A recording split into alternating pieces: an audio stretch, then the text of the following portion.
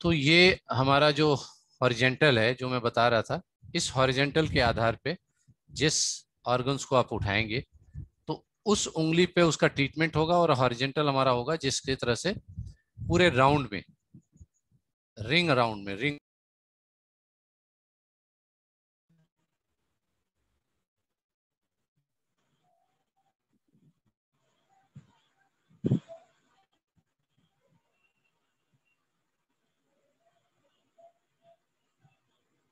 Sir mic mute है sir आपका।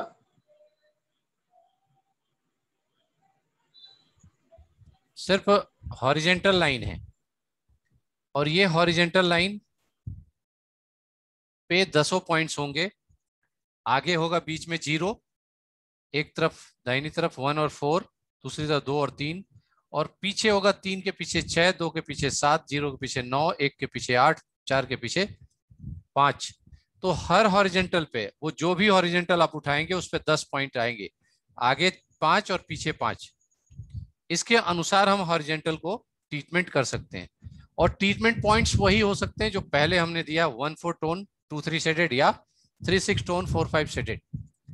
या कभी प्रेशर है, दर्द है, तो ऐसी जगह, दर्द वाली जगह पे, तो उस जगह का हॉरिजेंटल उठा करके आप सिंपल 1 टोन 2 शेडेड कर देंगे, 1 टोन 2 शेडेड। तो वहां पे आपको दर्द का आवाज कम हो जाएगा। ठीक है। इसके बाद हम, जब हम ट्रीटमेंट पे चलेंगे इसको, मुझे लगता है शायद हॉरिजेंटल कल मैं बता दिया था, आज फिर मैं पूछना चाहूंगा कि ये क्लियर हो रहा है? हॉरिजेंटल क्लियर हो गया? ये हॉरिजेंटल जैसे इंडेक्स फिंगर पे है, ऐसे मिडिल पे भी होगा, रिंग पे भी होगा, और स्मॉल फिंगर पे भी होगा। क्यों, सबको क्लियर है? फिर आगे बढ़े हम ट्रीटमेंट में। Okay, thank you, Jayavanti madam ने बता दिया। तो देखिए पीछे भी, यहाँ पे आपका पीछे भी दिया हुआ है। पीछे हमारा 6-7-9-8-5, ये पीछे का भी हॉरिजेंटल दिया हुआ है। तो जिस तरह से कप जॉइंट वाला दिखा रहा है 0 नंबर पे, 0 हॉरिजेंटल पे, वही सेम 1-2-3-4-5 पे भी होगा। यहाँ थंब है तो थंब पे भी वैसे प्रोसेस होगा। इस प्रकार से हर हॉरिजेंटल पे आपको बिंदु मिल जाएगा जिन बिंदुओं पे हमको पॉइंट लगाना है। अब देखिए अलग अलग हॉरिजेंटल यहाँ दिखा दिया गया। जैसे ये सेकंड हॉरिजेंटल हो गया, यहाँ सेकंड हॉरिजेंटल पे देखिए यही पॉइंट्स होंगे, 6-7-9-8-5।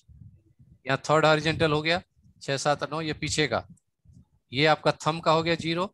9 हॉरिजेंटल पे हो गया, ये 7 हॉरिजेंटल पे हो गया, ये 6 हॉरिजेंटल पे, ये सेकंड हॉरिजेंटल पे, ये आगे से दिखाया गया सेकंड हॉरिजेंटल पे, 6 पे, 7 पे, 3 पे, 9 पे।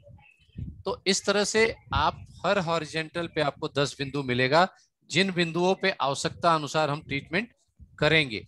अब ट्रीटमेंट कैसे करेंगे, तो ये देखिए कितना इंपॉर्टेंट ऑर्गन है लीवर। अब इस लीवर का हर पार्ट, अलग अलग पार्ट है इसमें, और इस पार्ट जो एनाटॉमी के माध्यम से ये जो पार्ट है, इस पार्ट का यहाँ भी दिया है 0 नंबर पे हेप्टिक आर्टरीज आता है। हेपेटिक डक्ट जो होता है वो डक्ट इस आर्टरीज के माध्यम से होता है। तो हेपेटिक आर्टरीज हमारा 0 नंबर पे आता है। यदि आपने एमआरआई या अल्ट्रासाउंड में आपको परेशानी जो हेपेटिक ऑर्डर में आ गया, तो वहां हम इस चीज को डाल सकते हैं। 1 नंबर पे पोर्टल वेंस, ये पोर्टल वेंस हो गया।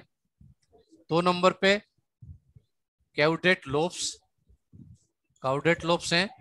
3 नंबर पे क्वाड्रेट लोब्स। 4 नंबर पे left lobes of liver. 5 number पे right lobe of liver. 6 number पे नर्वस। 7 नंबर पे लिम्स। 8 नंबर पे हेपेटिक वेंस, एंड 9 नंबर पे हेपेटिक डक्ट्स। ठीक है। तो ये चीजें हैं जिनको हमें देखना होगा और इसको देख करके समझना होगा। तो जिससे संबंधित हमको प्रॉब्लम है उस पे संबंधित ट्रीटमेंट आपको ये हॉरिजेंटल पे आ जाएगा। अब हॉरिजेंटल पे आएगा कहाँ? लीवर किस उंगली पे आती है? लीवर आती है लेफ्ट इंडेक्स फिंगर पे। लेफ्ट इंडेक्स फिंगर पे लीवर आता है, तो इस हॉरिजेंटल पे यानी लेफ्ट इंडेक्स फिंगर के 10 हॉरिजेंटल पे आपका ये ट्रीटमेंट होगा। यहाँ देखिए राइट लोब और लेफ्ट लोब भी यहाँ पे दिखाया गया 4 नंबर और 5 नंबर पे। वर्ना कावा जो है इंटीरियर वर्ना कावा, एंड गाल ब्लेडर जो यहाँ होता है, और फ्लेक्सुअल लिम्पेक्टमेंट। तो ये सारे पार्ट्स को यहाँ पे दिखाया गया है, लेकिन यहाँ उसका असली नाम यहाँ पे दिया हुआ है और हॉरिजॉन्टल का नाम यहाँ दिया हुआ है। तो जब आपके अल्ट्रासाउंड रिपोर्ट में इनसे संबंधित कोई रिपोर्ट आती है कि जैसे नर्व्स में प्रॉब्लम आ रही है, तो नर्व्स की क्या है, शिथिलता है, एक्सेस है, या उसके लिम्फ में प्रॉब्लम आ रही है, हेप्टिक वेन्स में आ रही है, या हेप्टिक डक्ट्स में आ रही है। हेप्टिक शब्द जो होता है ये एनाटॉमी शब्द होता है लीवर का नाम।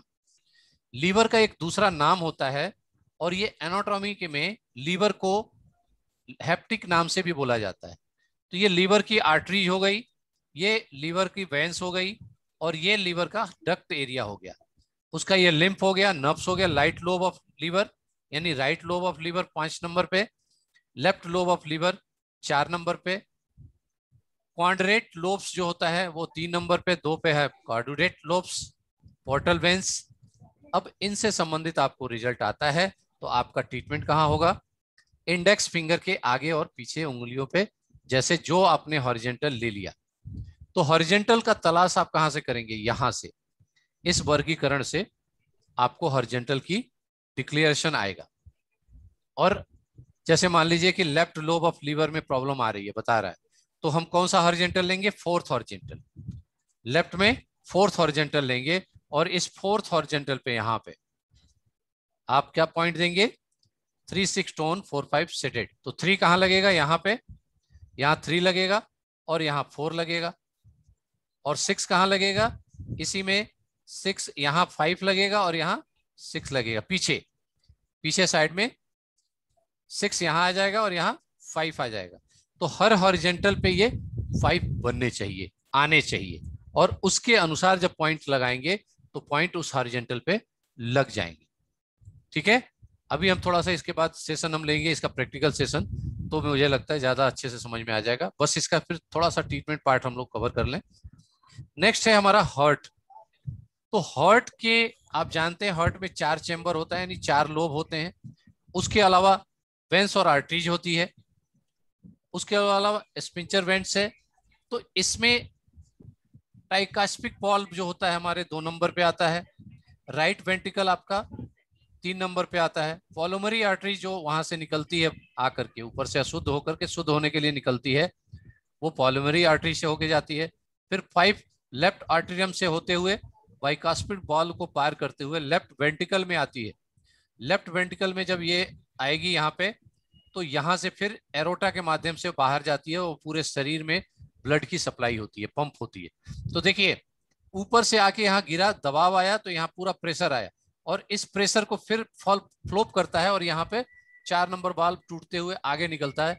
ये आपके आर्टरीज से, जो पॉल्मरी आर्टरीज होगा, यहाँ से बाहर निकल के जाता है लंग्स के पास, वहां डीऑक्सीनेट होता है, यानी वहां फिर डीऑक्सीनेट होके ऑक्सीनेट होता है, वहां से कार्बन डाइऑक्साइड बाहर निकल जाता है, और ऑक्सीनेटेड ब्लड आता है, और फिर आपको आता है पॉल्मरी वेंस के माध्यम से, और लेफ्ट वेंट्रिकल में आता है, और यहाँ से फिर पंप करते हुए ऊपर एरोटा से होते हुए, जो मेन एरोटा होता है उसके माध्यम से पंप होता है ब्रेन, हाथ पैर, पैर, शरीर में ये ब्लड की सप्लाई होती है।